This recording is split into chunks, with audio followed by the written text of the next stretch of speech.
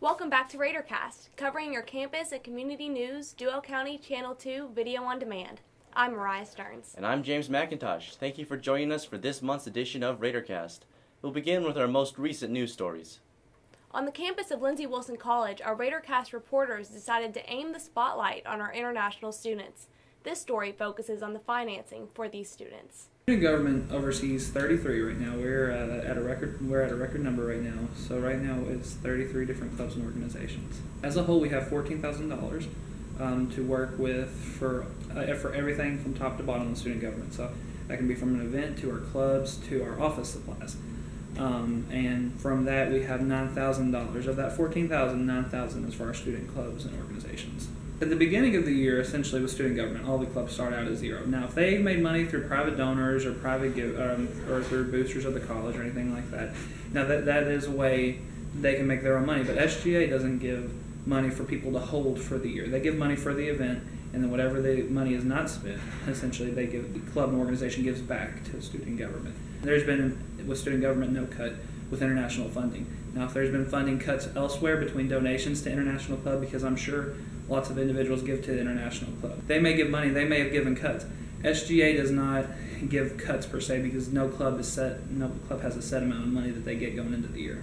With this possible loss of funding from donors, there's a fear that some international students may not have the experiences former international student Amber Elliott says really immersed her into the culture. I really loved International Club and it was really beneficial. Not only did I get to meet Korean students, Japanese students, but I also got to make a lot of good friends who are American, which sometimes is difficult to do for international students because they tend to just click together rather than immerse themselves in the culture. Going to Bowling Green to go shopping in the mall and not a shopping centre, just things like that really was kind of a big difference in my kind of culture and an American culture, so it was kind of really immersed into the culture, as well as Math Kiev, which is amazing. But trips such as this need money, and there is no time like the present for students to step up and help out their peers. We have a phone-a-thon every March and April, and it's a great way for International Club to make money through SGA. And you work and you call people that are alumni that's been part of the college, other people that have been friends of the college, and whatever donations they get to keep. Typically the students and the faculty members' responsibility to get in contact with individuals that have given money to them. A lot of these individuals want to hear from the students that they're sending money to, that they're impacting. And it's honestly the most professional way, and it's the easiest way for you to receive money. Definitely the community should get involved with, becoming host families. It's just a great way to even get to know international students and just to get involved and feel part of, you're making their time here special. I'd really encourage people to get involved in International Club. Not only international students, but I think American students really should get involved because they all want to get to know international students, but maybe are a bit scared or they don't know how to approach them. So the International Club is a great way to all just be together. It's all very relaxed. It's a great way just to get to know everybody. Without funding, these students would not get the same experiences and opportunities similar programs provide at bigger universities. Stay tuned, and we will return with our newest segment here on Raidercast, The Gallery. You know, they always talk about the city on a hill, the beacon on a hill, and that's kind of how I felt Lindsey was. It's, this very metropolitan college, really, when you look at the student body and how diverse it is, in the middle of this rural community. But it's certainly that school that is in the midst of that transformation to something way beyond what any of us could ever hope for or imagine a small college to become.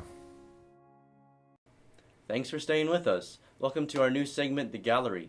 All these short films that are showcased come from Lindsey Wilson College undergraduate projects. Let's take a look.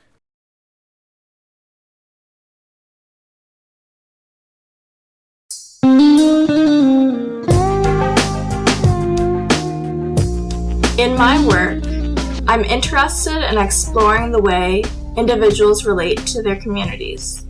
I represent community through planets. Each of these planets are discrete objects with uniquely painted surfaces, but they are all connected by a common thread. I want to show the way that we're all part of the same system. We're all connected here on Earth. Even though it seems like there are so many cultural differences, in the end there is a lot that we all share. One way to define community is through systems of privilege and oppression. Although everyone experiences some privileges and some oppressions, some people have it a lot worse than others.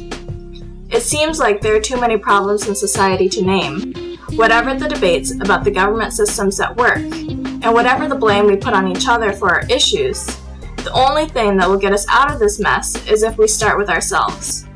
If we become more aware of the way that we impact other people and the planet, maybe we can begin to make the world a better place. It all starts here, in your local community. I want to encourage people to be altruistic to those who have access to fewer privileges. There are lots of ways to make a difference in your local community. In Cincinnati, one thing that I notice are the homeless here. There are several great organizations that help with the homeless, but one that I'm particularly fond of is Street Vibes, a weekly non-profit publication which the homeless can sell to make money. Charitable donations from everyday people are one way that organizations like Street Vibes can exist. I've included links at the end if you want to find out more about Generation Ali or Street Vibes. Thank you.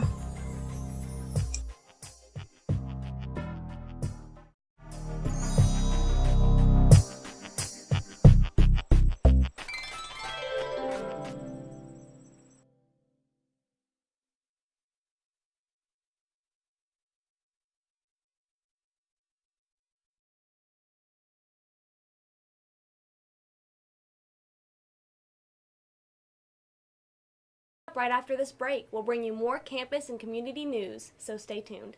You know, they would talk about the city on a hill, the beacon on a hill, and that's kind of how I felt Lindsay was. It's, you know, this very metropolitan college, really, when you look at the student body and how diverse it is, in the middle of this rural community. But it's certainly that school that is in the midst of that transformation to something way beyond what any of us could ever hope for or imagine a small college to become. Thanks for staying with us. I'm Mariah Stearns with James McIntosh, with more community and campus news that you're looking for. The End It movement sheds light on slavery. Human trafficking is a worldwide happening, and this movement is a way to bring awareness to the topic. Raidercast reporters tell you more.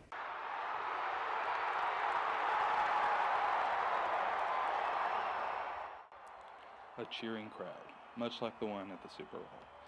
For thousands, it was the sound of pure American entertainment. However, for thousands of others, it was the sound of captivity, the sound of slavery. Lindsay Wilson student Matt Abel explains. You know, in America, whenever we have big sporting events, like say the Super Bowl or the Kentucky Derby or anything like that, they're actually traveling brothels that follow those sporting events that fly completely under the radar, and you know there are all of these women and children who are being trafficked with the slave industry during those events.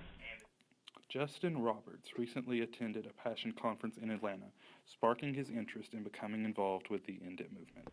They had emission bracelets that had the Passion on the bracelet itself, and when you flip it, it has the End It movement to spread awareness of End It movement.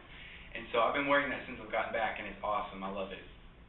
And I actually started a team on 277.com. It's the website where you can start a team and donate money to end human trafficking. They did some math, and the typical amount was $7 because if each person on a team gave $7, the math equaled out to basically spread enough money to end human trafficking in this generation. So the End It movement is a global movement to end slavery because there are currently 27 million men, women, and children in slavery in the world today, whether that's sex slavery, domestic servitude, whatever it may be, all different forms of slavery. There's more people in slavery this generation than there ever has been in human history, which is pretty huge. So ending this would actually be one of the biggest steps that mankind has ever accomplished, ever.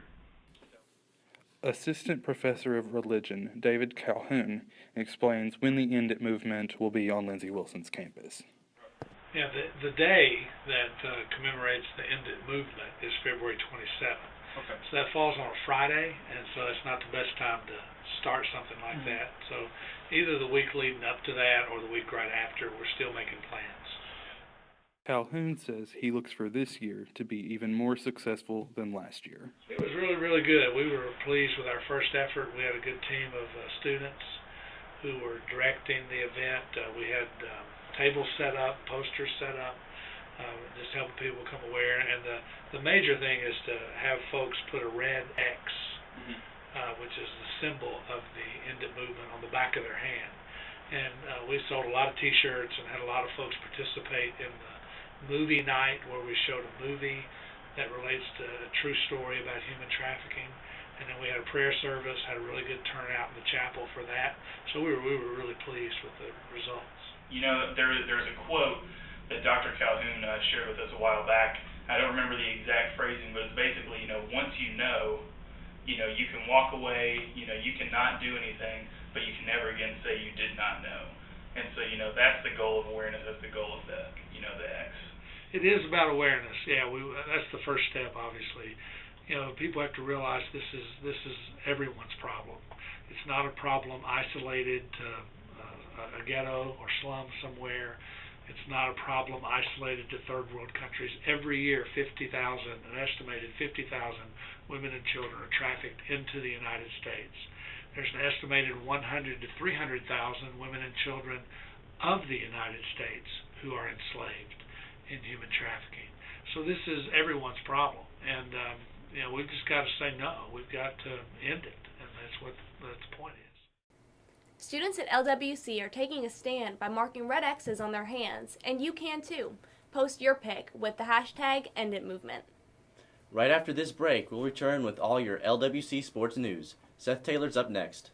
They would talk about the city on a hill, the beacon on a hill, and that's kind of how I felt Lindsay was. It's, this very metropolitan college, really, when you look at the student body and how diverse it is, in the middle of this rural community. But it's certainly that school that is in the midst of that transformation to something way beyond what any of us could ever hope for or imagine a small college to become. Welcome back to the Blue Raider Sports segment. I'm Seth Taylor. Raidercast had a chance to catch up with former LWC wide receiver Chaz Barnes as he tries to become a member of the NFL. My inspiration following Randall Cobb, growing up in Alcoa, he would be a star player, and the way he carried himself, he was a role model for me and everybody in the city. And he was one of my inspirations in playing football. Because they gave me an opportunity. I only played my senior year of high school football. I didn't play all 4 years of high school. I played basketball at first, and I joined the football team my senior year. And Larry Wilson gave me an opportunity to come up there and play.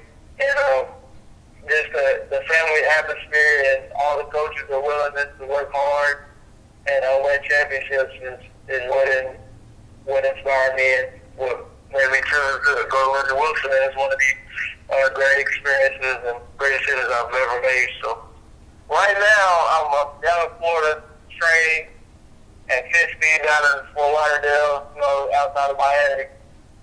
And we're training on different combine drills, like what we're doing at pro days and things like that, from the L drill, the shuttle drill, train on the vertical jump, 40-yard dash, the most important one's 40-yard dash, and the bench press set. So we're training on all of these. It's a great experience down here.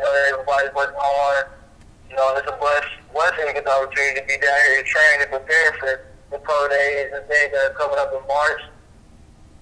So, just training every day and sticking with the process. It's a long process for my journey, where it may be from if it takes me to the NFL or possibly the CFL of Canada. Just trusting, in God's plan, just keep working hard every day. That's all I can do right now. Focusing on getting better every day and taking advantage of every day that God has blessed me with.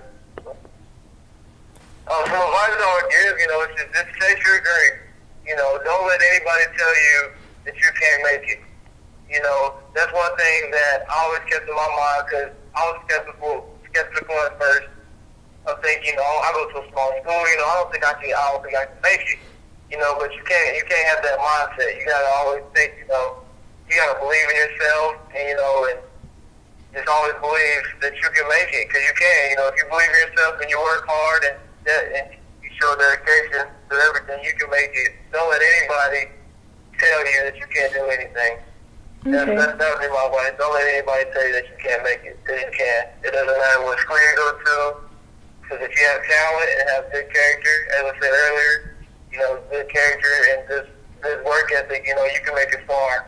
So I want to be realistic with myself, you know, with my talent abilities, I would like to be a second to third round pick, but being realistically, it's probably going to be six to seven to undrafted free agent.